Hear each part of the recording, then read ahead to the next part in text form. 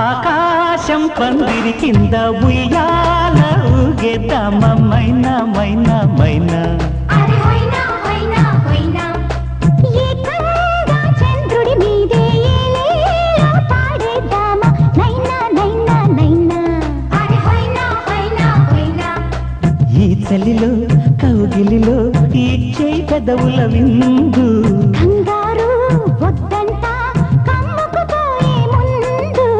ఇంకా వేధించాలా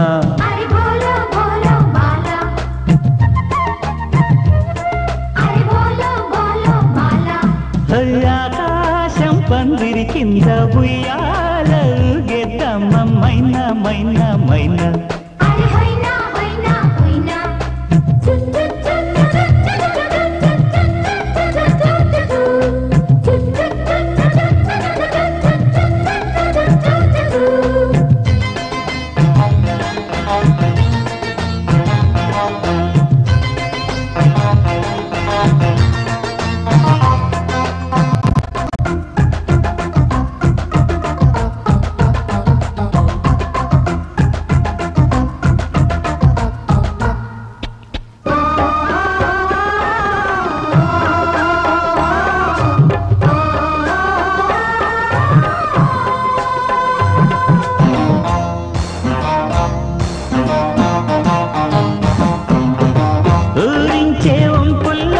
చిక్కుకుంది చిన్నదాని వయ్యారం గాలాలు వేసేసి సిగ్గు బయట తీయమంది శృంగారం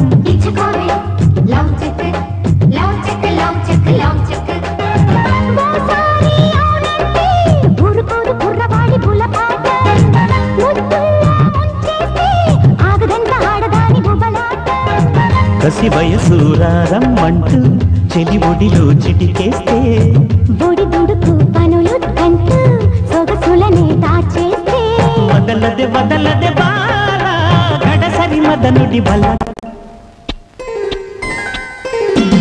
ఆకాశం పందిరి కింద ఉయ్యాల ఊగేద్దామ నైనా నైనా నైనా హైనా హైనా హైనా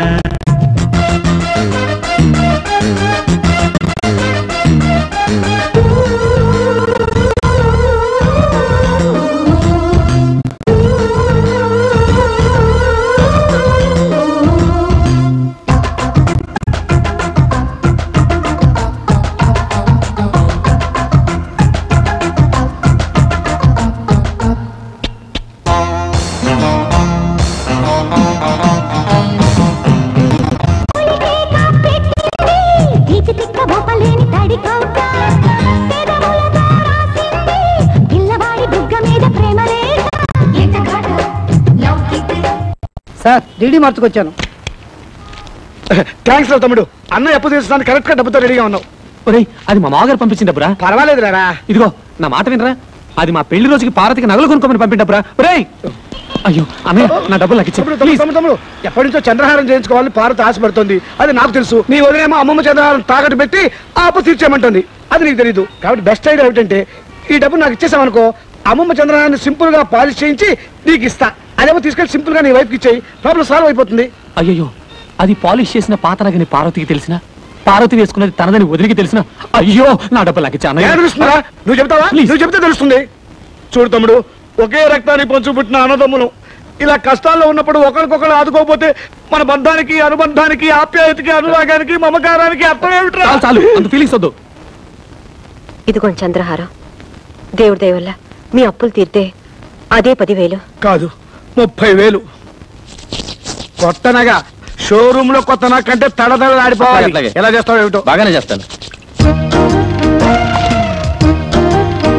పారు ఏమిటండి ఇంత షాక్ ఇచ్చారు? షాకే మరి. So beautiful.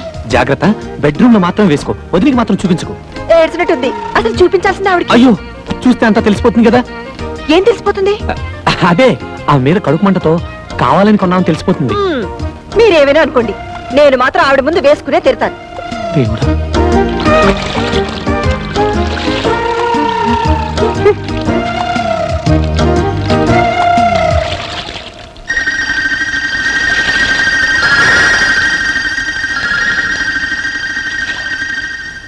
ఏమండి పార్వతి తీసుకున్న చంద్రహారం మందిలా ఉందే. చిచి, అదెలా ఉంటుంది? చంద్రుడు అమెరికాలోను అనకాపల్లిలోను ఒకేలా ఉంటాడు, అలాగే చంద్రహారాలు ఎక్కడ చూసినా ఒకేలా ఉంటాయి. నువ్వు సరిగా చూసావా? బాగా పాలిష్ చేసి ఉండాలి. అవునవును, మీకెలా తెలుసు? అమ్మేటప్పుడు బాగా పాలిష్ చేసి అమ్ముతారు కదా. కొనుక్కుంది కాబట్టి సరిపోయింది. అదే నాది కనుక అయ్యుంటే వంకాయలు తరిగినట్టు తరిగేస్తాను. నన్నా పంచదార లేదు, బియ్యం లేవు, పామాయిల్ అడిగినా లేదు. ఎందుకయ్యా రేషన్ షాపు మూసేయచ్చుగా? మీకు ఎమ్మెల్యే సపోర్ట్ ఉందనగా ఎలా చేస్తున్నారు? అవునమ్మా, ఏమీ లేవు. ఒకవేళ ఉన్నా ఇవ్వను. ఏం చేస్తారు?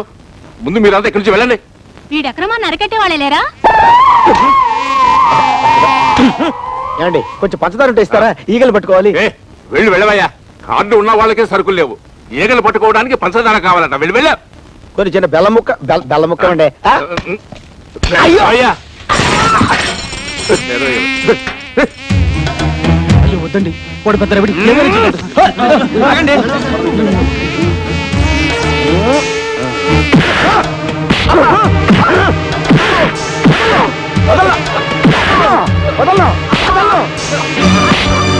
గోడౌన్ సరుకుంచుకొని లేదన్నా. బాబు, వాళ్ళకి కావాల్సిన సరుకులన్నీ ఇచ్చేస్తాను. నన్ను మాత్రం చెప్పొద్దు.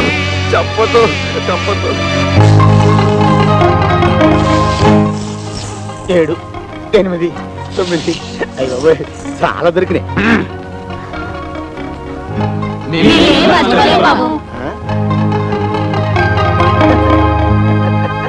ఆయన వస్తాడు, మీరు వెళ్ళండి.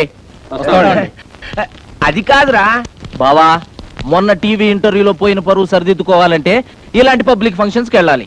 పైగా కాలేజీ ఫంక్షన్ అంటే అమ్మాయిలు, అబ్బో పాయింటేరు.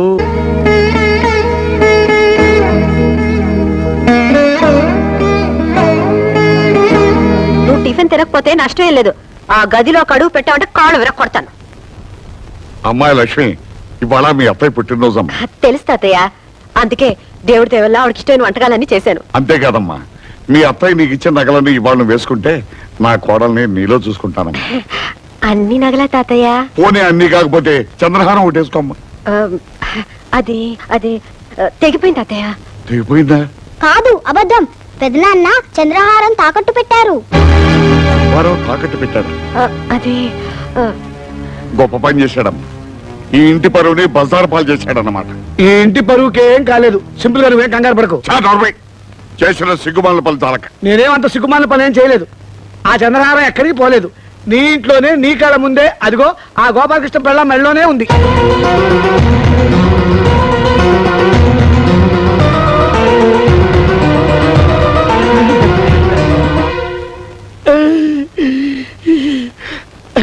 నాకు డబ్బు అవసరం అయితే గోపాలకృష్ణ దగ్గర తీసుకుని అది వాడికి ఇచ్చాను. వాడు సింపుల్ గా పాలిష్ చేయించి సింపుల్ గా వాడి భార్యకి ఇచ్చాడు. అది 3వ గంట వాడికి కూడా తెలియకూడదని నీ మీద ఒట్టేసుకున్నా కూడాను. అదేంటో పరిస్థితి సింపుల్ గా సీరియస్ అయిపోయింది. సభాష్, అన్నదమ్ములు ఇద్దరు కలిసి నా దగ్గరే డబ్బు కొట్టేసి తెలివిగా నాకే సెకండ్ హ్యాండ్ అంటగట్టారనమాట. ప్లీజ్, ఇది వేసుకుంటే నా ఒంటి మీద జరలు పాకినట్టుంది. నిర్లిస్తుంది మీరు తీసుకుని నా డబ్బు నాకు పడేయండి. ఓ గాడ్, ఉన్నట్టుండి డబ్బులు అడిగితే బావలు ఎలా తెచ్చిస్తారు? అత్తగారు ఎంతో ప్రేమగా నగలు ఈవిడ గారికి ఇచ్చారంట. ఈవిడ గారేమో పెద్ద బావ గారికి ఇచ్చారంట. ఆయన గారేమో చిన్న బావ గారికి అమ్మారంట. పాపం ఇప్పుడు చిన్నక్క గారికి అక్కర్లేదంట. ఏమిటి నాటకం? మర్యాదగా మా అత్తగారి నగలన్నీ తీసుకొచ్చి నాకు లెక్క చెప్పండి. నీకు లెక్కలు చెప్పాల్సిన అవసరం నాకు లేదు. అవి నా నగలు. అయినా నువ్వెవరైనా అడగడానికి? నేను ఇంటి 3వ కోడల్ని కాబట్టి ఆ నగల మీద నాకు హక్కుంది. నిన్న కాక మొన్నొచ్చింది. అదే హక్కుల గురించి మాట్లాడుతున్నప్పుడు నేనే తక్కువ. నాకు లెక్కలు చెప్పు.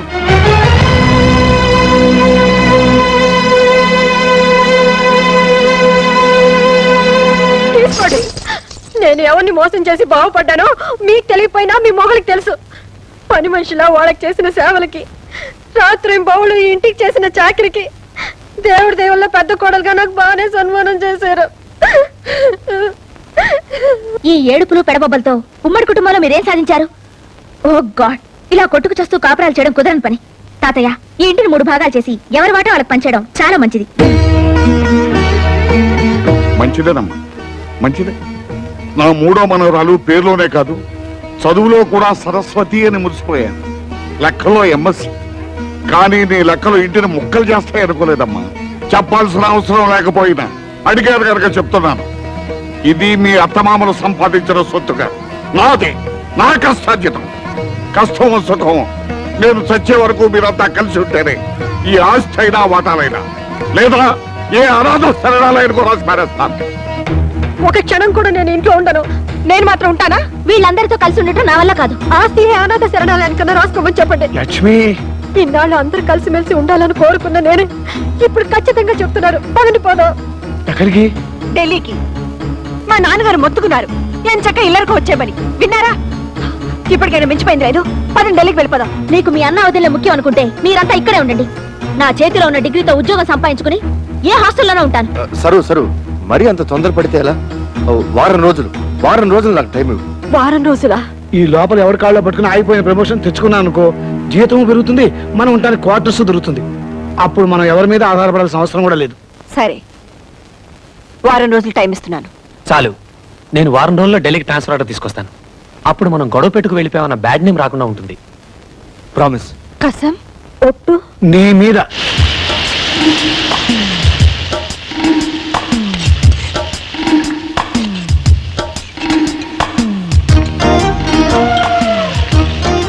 గ్యాస్ స్టవ్ ఉంటే సరిపోదు, చేతిలో విద్య ఉండాలి. నాకే నా చేతిలో బుక్ ఉంది. కాపురల్లో ఎసరు పెట్టినంత తేలిక కాదు వంట చేయడం అంటే. పరీక్షలో కాపీ కొట్టడం చూశాను గాని ఇలా వంటగదిలో కాపీ కొట్టడం ఎక్కడా చూడలేదు. మీరు చూసారా? ఇద్దరికి సరిపోవాలంటే కనీసం 4 గరిటెలు కారం వేయాలి.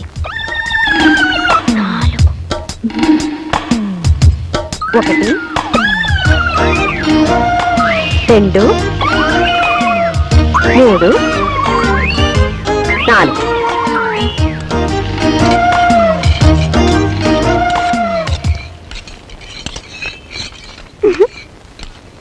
గోపి, పుచ్చి, ఈరోజు మీ పని గోవింద. చావండి.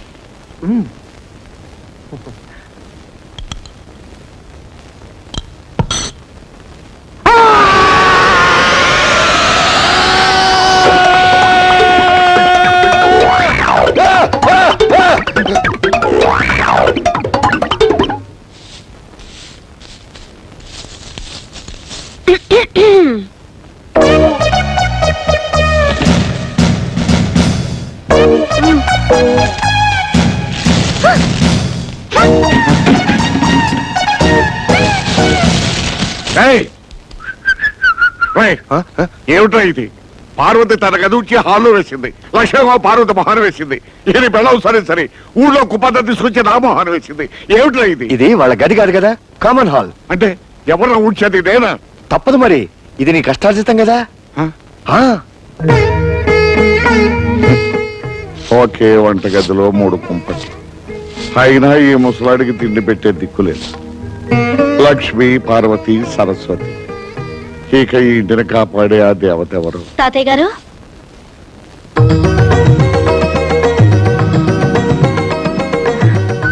ఎవరమ్మా నువ్వు? నా పేరు రజని అండి. ఈ రోజే కొత్తగా మీ పక్కింట్లో దిగాను. ఏదైనా శుభకార్యం తలపెట్టి కొత్తింట్లోకి అడుగు పెట్టినప్పుడు పాలు పొంగించాలని మా అమ్మ చెప్పేది. సమయానికి పాలు దొరకలేదో ఓ గ్లాసు డిప్పిస్తే సాయంత్రం తిరిగిచ్చేస్తాను. లేదను అమ్మ, ఆ మాత్రం దానికి మళ్ళీ తిరిగి ఇవ్వాలా? ఉండమ్మా. అమ్మా లక్ష్మి, ఓ గ్లాస్ పాలు తీసుకురా అమ్మా. నా చేయి ఖాళీగా లేదు తాతయ్య. పార్వతి, బిజీగా ఉన్నాను తాతయ్య. సరస్వతి, నువ్వైనా ఓ గ్లాస్ తీసుకురామ్మా, పక్కింటమ్మా వచ్చింది. వేరే ఇల్లు చూసుకోమని చెప్పండి. అమ్మా, 3 మనవరాళ్లున్న ఇల్లు మురిపాల కొదవుండదనుకున్నాను. చివరికి పాలకు కూడా ఇంత కష్టం అవుతుంది అనుకోలేదు. పర్వాలేదు, వెళ్ళొస్తాను తాతయ్య గారు.